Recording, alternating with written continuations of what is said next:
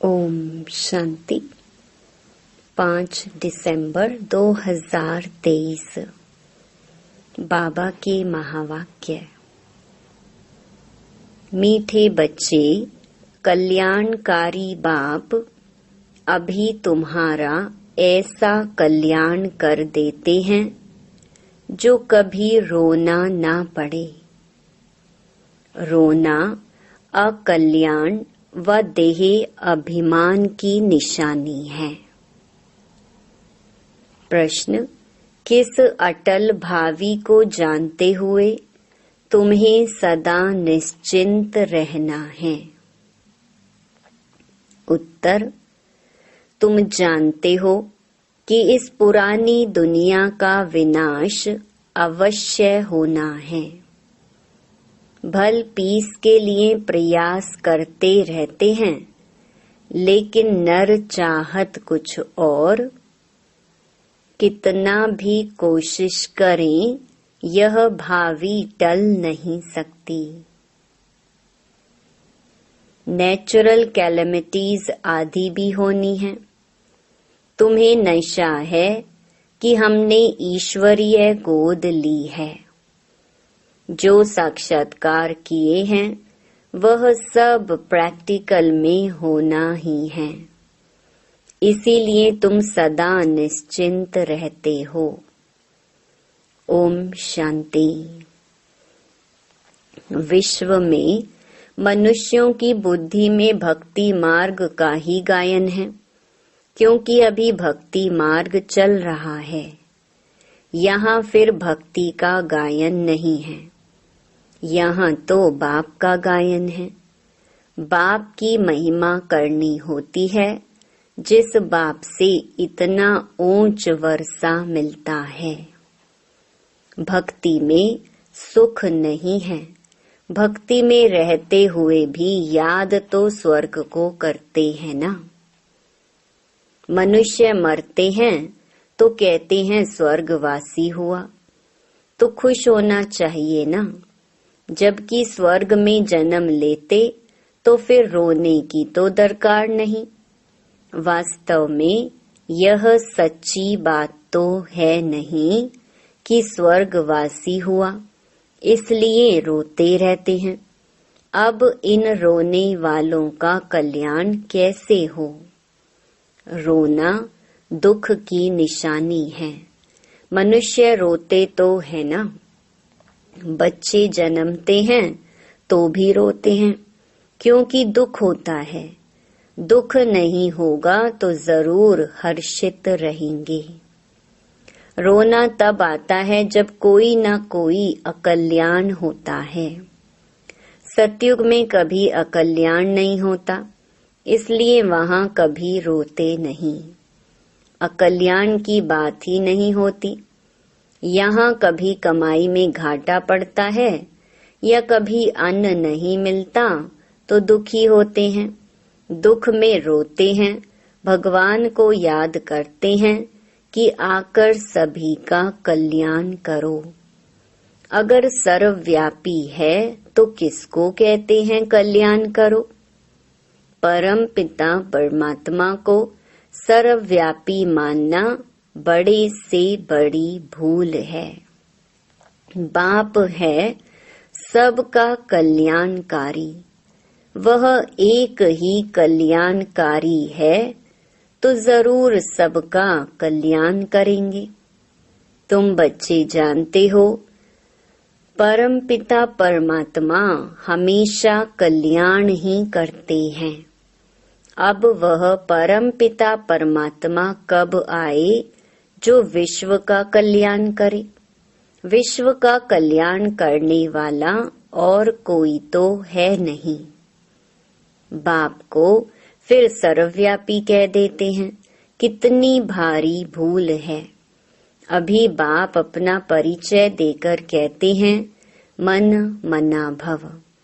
इसमें ही कल्याण है। सतयुग त्रेता में कोई भी हालत में अकल्याण होता नहीं। त्रेता में भी जबकि राम राज्य है तो वहाँ शेर बकरी इकट्ठे जल पीते हैं। हम राम सीता के राज्य की इतनी स्तुति नहीं करेंगे, क्योंकि दो कला कम हो जाने से कुछ न कुछ सुख कम मिलता है। हम तो पसंद करते हैं स्वर्ग, जो बाप स्थापन करते हैं उसमें पूरा वर्षा पाए तो बहुत अच्छा है। ऊंच ते ऊंच बाप से वर्षा ले, हम कल्याण करें। हरेक को अपना कल्याण करना है श्रीमत पर। बाप ने समझाया है, एक है आसुरी संप्रदाय, दूसरा है दैवी संप्रदाय।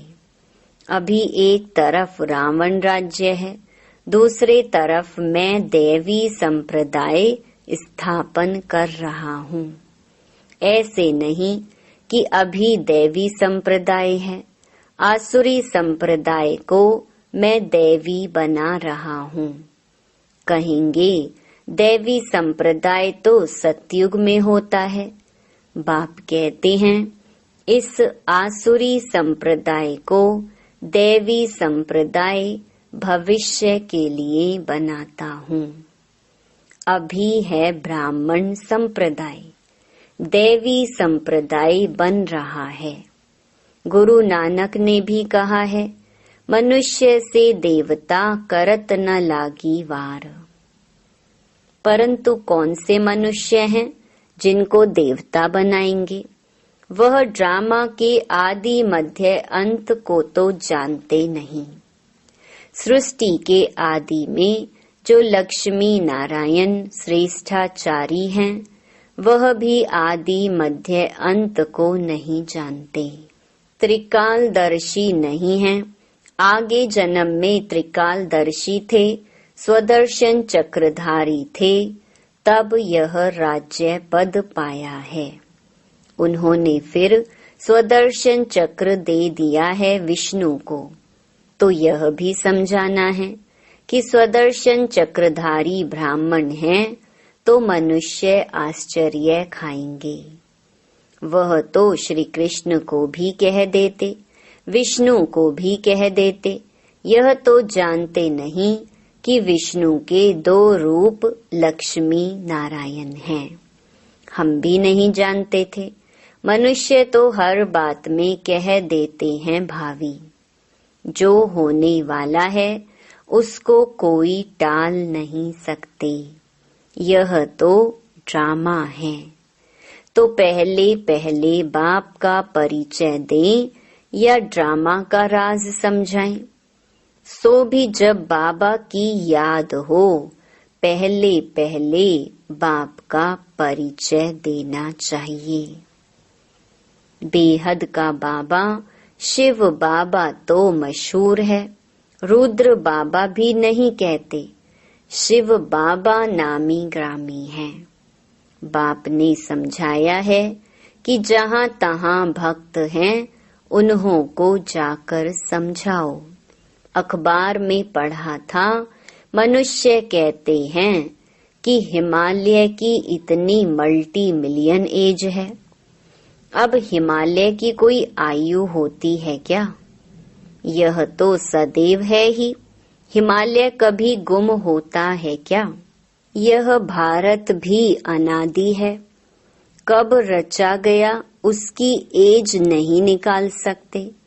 वैसे हिमालय के लिए भी नहीं कह सकते कि यह कब से है।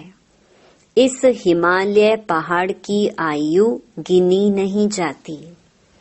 ऐसे थोड़े ही कहेंगे कि आकाश की व समुद्र की आयु इतनी है। हिमालय की आयु कहते हैं तो समुद्र की भी बताएं। कुछ भी जानते नहीं। यहाँ तो तुमको बाप से वर्षा पाना है। यह है ईश्वरीय फैमिली। तुम जानते हो, बाप का बनने से स्वर्ग का मालिक बनते हैं। एक राजा जनक की बात नहीं। जीवन मुक्ति में अथवा राम राज्य में तो बहुत होंगे ना। सबको जीवन मुक्ति मिली होगी। तुम सेकंड में मुक्ति, जीवन मुक्ति पाने के पुरुषार्थी हो। बच्चा बने हो, मम्मा बाबा कहते हो, जीवन मुक्ति तो मिलेगी ना। समझ सकते हैं, प्रजा तो ढेर की ढेर बनती जाती है, दिन प्रतिदिन प्रभाव तो निकलना है ना। यह धर्म की स्थापना करना बड़ी मेहनत है, वह तो ऊपर से आकर स्थापना करते हैं, उनके पिछाड़ी ऊपर से आते जाते हैं। यहाँ तो एक एक को राज्य भाग्य पाने का लायक बनाना पड़ता है। लायक बनाना बाप का काम है। जो मुक्ति, जीवन मुक्ति के लायक थे, सबको माया ने नालायक बना दिया है। 5 तत्व भी नालायक बने हैं, फिर लायक बनाने वाला बाप है। तुम्हारा अभी सेकंड सेकंड जो पुरुषार्थ चलता है, समझते हैं कल्प पहले भी फलाने ने ऐसा ही पुरुषार्थ किया था। कोई आश्चर्यवत भागंती हो जाते हैं, फारकती दे देते हैं, प्रैक्टिकल देखते रहते हैं। यह भी समझते हैं विनाश सामने खड़ा है, ड्रामा अनुसार सबको एक्ट में आना है। नर चाहत कुछ और, वह चाहते हैं पीस हो, परंतु भावी को तुम बच्चे जानते हो। तुमने साक्षात्कार किया है, वह भल कितना भी माथा मारे कि विनाश ना हो, परंतु यह भावी टल नहीं सकती। अर्थक्वेक, नेचुरल कैलेमिटीज होंगी, वह क्या कर सकते? कहेंगे यह तो गॉड का काम है। तुम्हारे में भी बहुत थोड़े हैं जिनको इतना नशा चढ़ता है और याद में रहते हैं। सब तो परिपूर्ण नहीं बने हैं। तुम जानते हो यह भावी टलने की नहीं है। अन्न नहीं है, मनुष्यों के रहने के लिए जगह नहीं है, 3 पैर पृथ्वी के नहीं मिलते। तुम्हारा यह है ईश्वरीय परिवार, मात पिता और बच्चे। बाप कहते हैं मैं बच्चों के आगे ही प्रत्यक्ष होता हूँ, बच्चों को सिखाता हूँ। बच्चे भी कहते हैं हम बाप की मत पर चलते हैं। बाप भी कहते हैं मैं बच्चों के ही सम्मुख आकर मत देता हूँ, बच्चे ही समझेंगे। नहीं समझते हैं तो छोड़ो, लड़ने की कोई बात नहीं। हम परिचय देते हैं बाप का।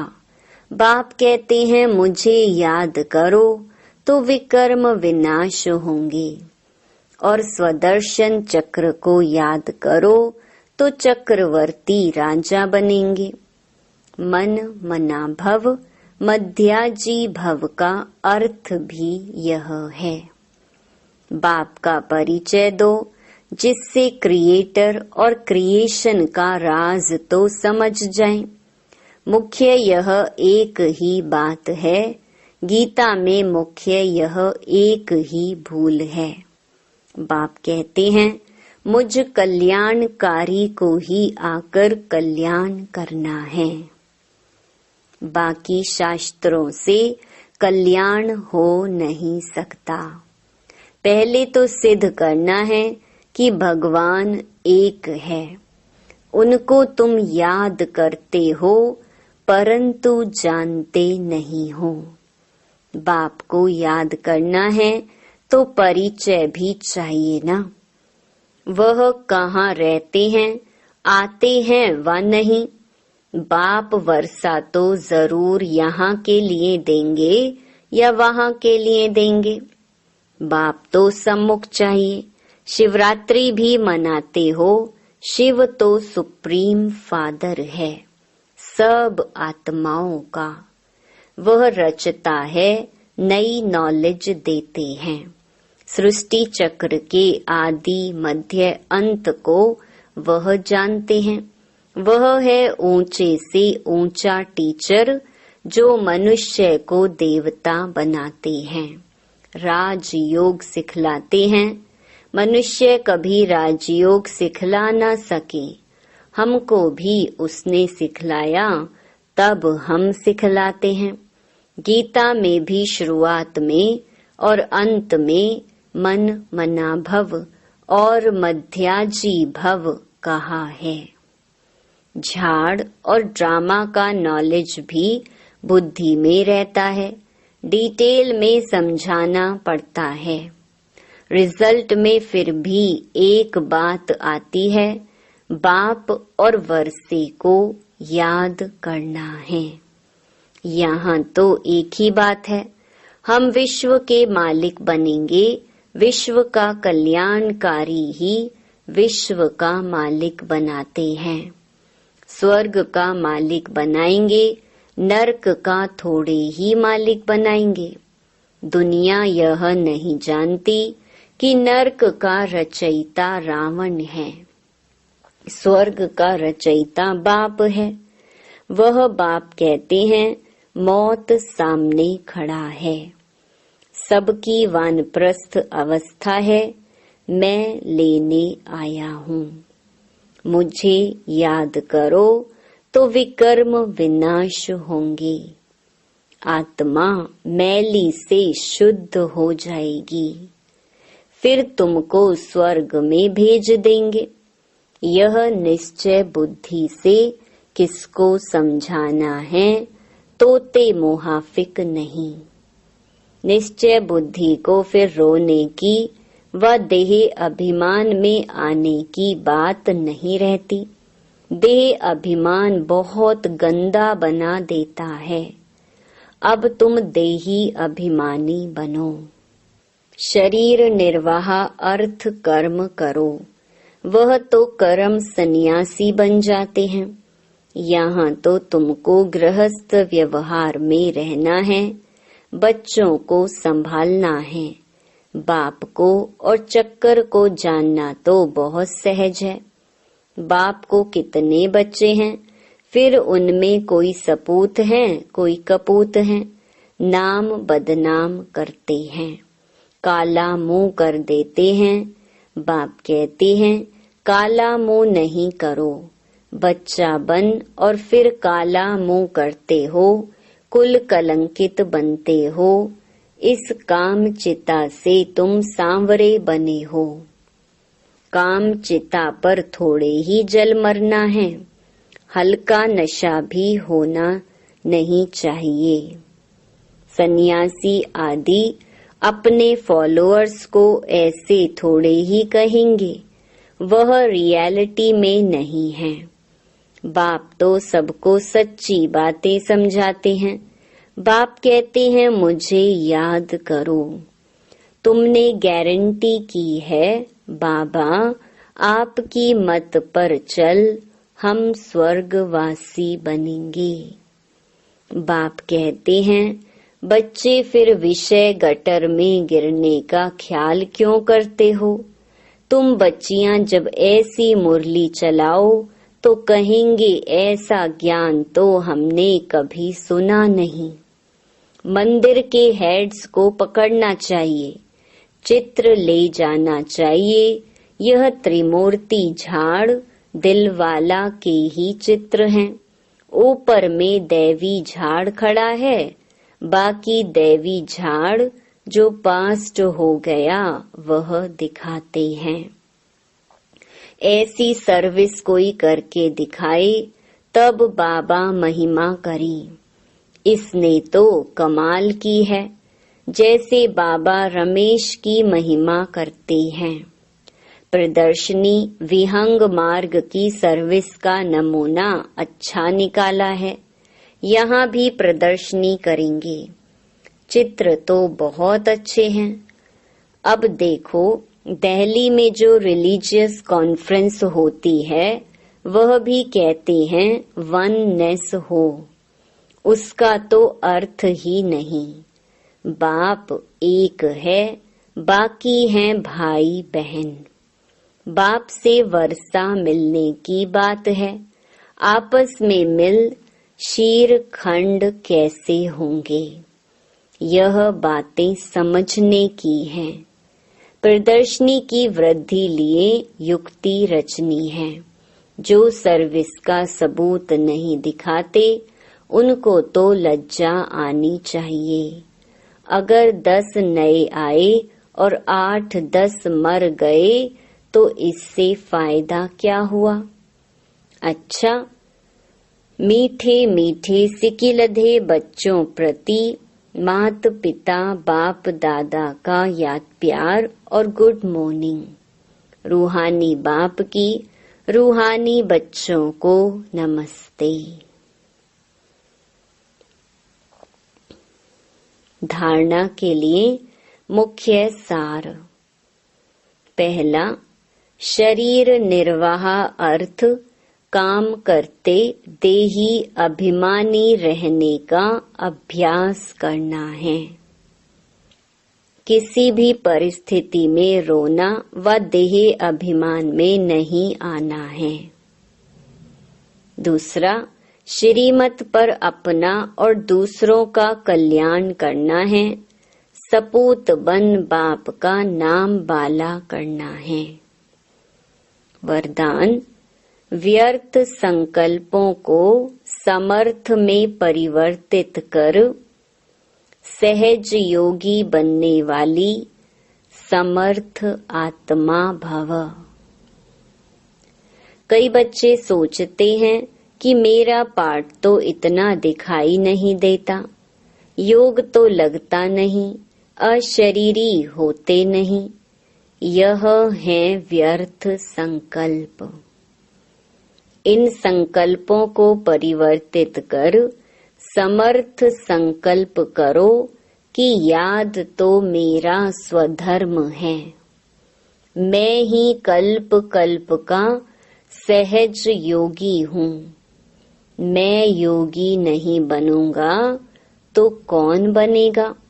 कभी ऐसे नहीं सोचो कि क्या करूं, मेरा शरीर तो चल नहीं सकता, यह पुराना शरीर तो बेकार है। नहीं, वहाँ के संकल्प करो, कमाल गाओ इस अंतिम शरीर की, तो समर्थी आ जाएगी। स्लोगन, शुभ भावनाओं की शक्ति दूसरों की व्यर्थ भावनाओं को भी परिवर्तन कर सकती है। ओम शांति।